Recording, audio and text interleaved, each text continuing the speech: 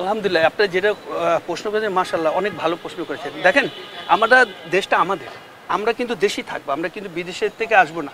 But আমাদের যে সার্ভিসটা পাবে ফরেন কিন্তু পাচ্ছে না। আজকে যেসব কোচেদের নাম বললেন এদের সাথে কিন্তু আমি খেলেছি, এদের আমি খুব কাছেতে দেখেছি। তো সুতরাং এরা যদি কোচিং করতে পারে তা আমরা পারবো না কেন?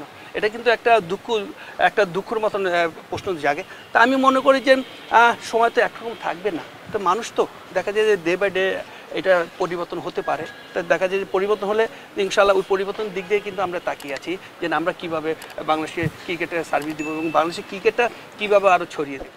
যে লোকাল কোচ থাকলে কি লোকাল কোচ লোকাল প্লেয়ারদের মনোমতো বুঝতে পারবে।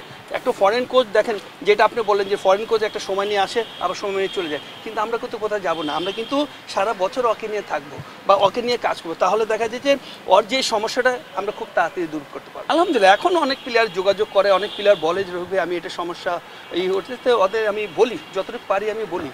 তা আমার কথা হলো যে শিখার তো কোনো শেষ নাই, তো যত আপনি এটা নিয়ে লাড়াচাড়া করেন তত আপনি কিছু শিখতে পারেন। দেখেন যে ডে বাই ডে ইমপ্রুভ, কোচিংয়ের জায়গাটা ইমপ্রুভ হচ্ছে, তা আমি মনে করি এটা ভালো, এটা অটোমেটিক ভালো। যে এখন দেখা যায় সালাদুই যাচ্ছে কোচের সাথে, আলহামদুলিল্লাহ দেখা যায় যে রেজাল্ট ভালো হলে দেখা যায় ভালো হবে। এখন খেলবে তো প্লেয়ার, আমরা যে কোচ হিসাবে কাজ করি যে না আমরা একটা ছোটোখাটো টিপ দিচ্ছি, বাট এখানে কিন্তু আমরা শিকার কিছু নাই, খেলবে কিন্তু ওরাই। বাট সাধারণ এখন টিপসটা দিচ্ছি, এটা ওরা ওই রকম পারফেক্ট কাজ করছে কি না, এটা হলো সবথেকে বড়। আর সবথেকে বড় যে এখন যেসব হচ্ছে যে ঢাকার বা বাংলাদেশের কোচগুলোর কাজ করতে, এটা মানে আমি মনে করি যেন একটা পজিটিভ সাইড। বিকজ হতে পারে যে আপনি তাড়াতাড়ি রেজাল্ট পাবেন না, বাট দেখা যাচ্ছে যে এটা যখন সারা বাংলাদেশে যে দেখা যায় লোকাল কোচগুলো যদি ছড়িয়ে যাবে তো অটোমেটিক কিন্তু সবাইকে চিনবে, তো তখন দেখা যাচ্ছে যে আপনি রেজাল্টটা খুবই ভালো পাবেন। আমরা কিন্তু সবসময় রেডি থাকি যে কখন আমাদের বোর্ড ডাকবে।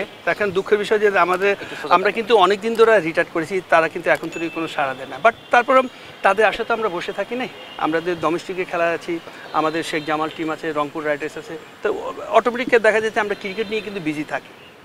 আপনারা ভালো করে বুঝতে পারবেন। এখন দেখা যাচ্ছে যে না আমরা ক্রিকেট খেলে যে অভিজ্ঞতা নিয়েছি এটা কিন্তু আমরা দেশের মানুষকে শেয়ার করতে পারছি, তাই অটোমেটিক একটু দুঃখ লাগে যে কেন পারতেছি না।